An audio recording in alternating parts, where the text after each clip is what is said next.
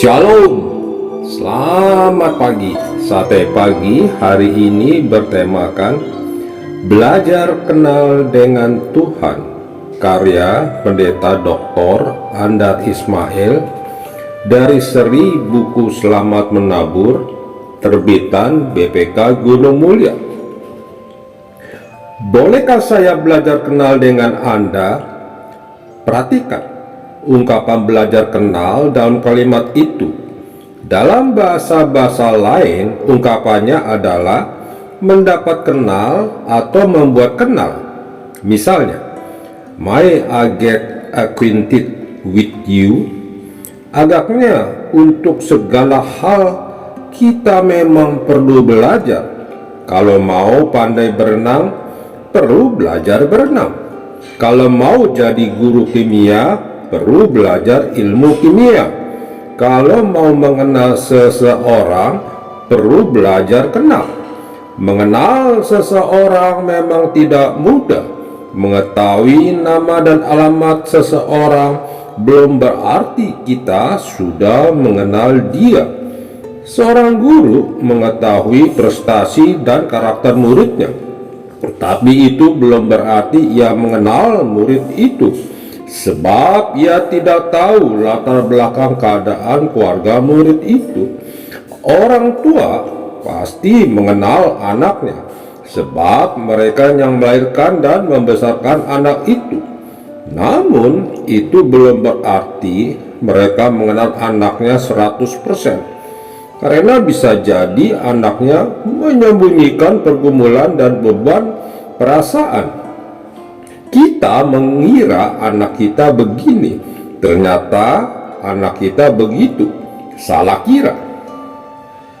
Kalau mengenal orang sudah begitu susah, apalagi mengenal Tuhan. Paling-paling kita bisa mengira, akibatnya salah kira. Mana bisa mengenal Tuhan, kecuali kalau Tuhan sendiri mau memperkenalkan diri. Itulah yang terjadi pada hari Natal. Allah memperkenalkan diri kepada manusia. Caranya, Allah menjelma menjadi seorang putra. Maka lahirlah Yesus. Lalu selama 33 tahun Yesus memperagakan sifat dan tabiat Allah. Dengan demikian, Yesus memberi kesempatan kepada orang untuk belajar kenal dengan Allah. Dalam Matius pasal 11 ayat 27, Yesus berucap, "Tidak seorang pun mengenal anak selain Bapa, dan tidak seorang pun mengenal Bapa selain anak dan orang-orang yang kepadanya anak itu berkenan menyatakannya." Orang boleh belajar kenal dengan Allah, supaya jangan salah kira. Soalnya ada begitu banyak salah kira tentang Allah. Orang salah kira tentang kuasa Allah.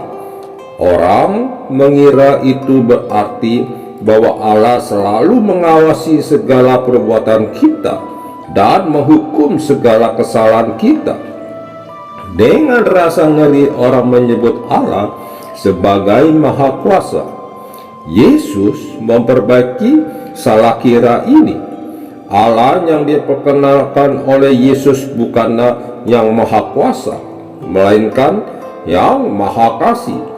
Yesus bertutur, ketika anak yang hilang itu masih jauh, ayahnya telah melihatnya. Lalu tergeraklah hatinya oleh belas kasihan. Ayahnya itu berlari mendapatkan dia, lalu merangkul dan mencium dia. Allah menggunakan kuasanya bukan untuk menghukum, melainkan untuk mengampuni dan melindungi. Orang mengira bahwa identitas Allah adalah besar dan hebat. Orang menyebut Allah Maha Besar. Dalam Alkitab memang ada sebutan itu, tetapi Tuhan Yesus satu kali pun tidak pernah menyebut Allah Maha Besar. Selama 33 tahun, Yesus sama sekali tidak menunjukkan kebesaran, melainkan sebaliknya, kesahajaan. Pada zaman itu, raja naik kuda sebab kuda adalah hewan yang gagah perkasa. Tapi Yesus memilih keledai yang adalah lambang keluguan. Yesus berucap, "Di situ kamu akan segera menemukan seekor keledai."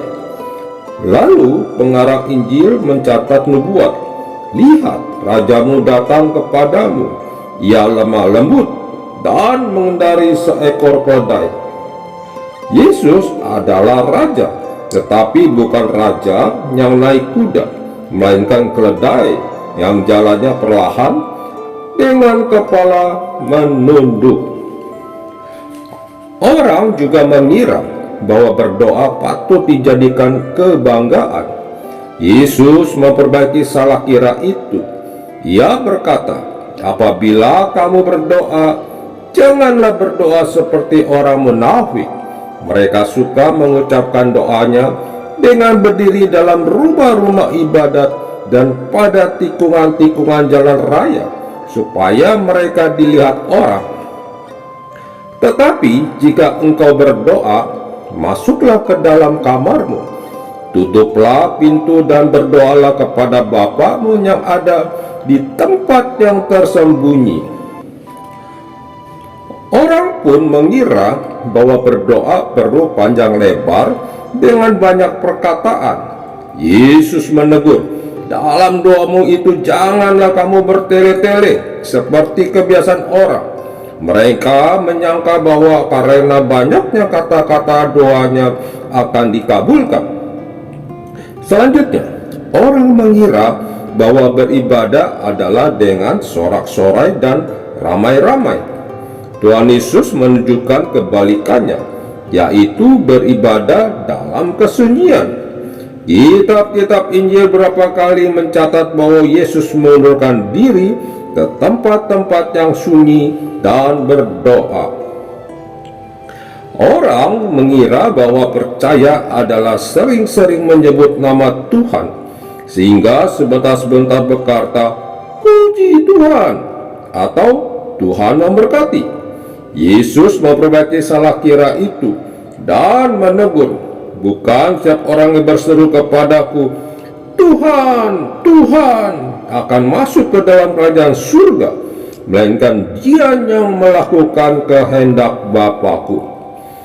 Orang mengira bahwa Tuhan memberi berkat sebagai upah kebaikan kita. Yesus memperbaiki salah kira itu. Bapa-Mu yang di sorga menerbitkan matahari bagi orang yang jahat dan orang yang baik, dan menurunkan hujan bagi orang yang benar dan orang yang tidak benar. Orang mengira bahwa berkat Tuhan identik dengan kekayaan. Yesus berkata, "Serigala mempunyai liang dan burung mempunyai sarang, tetapi Anak Manusia tidak mempunyai tempat untuk meletakkan kepalanya."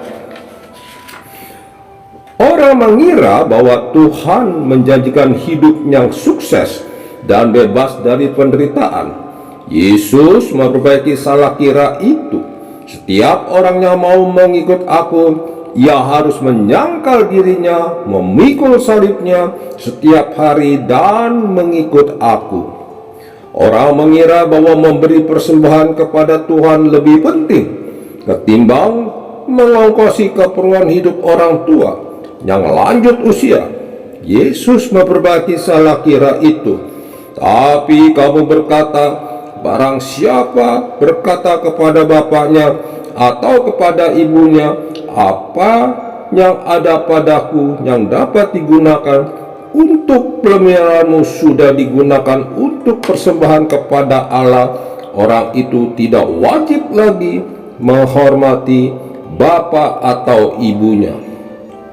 Orang mengira bahwa memang orang salah kira, mengira Tuhan begini, padahal Tuhan begitu.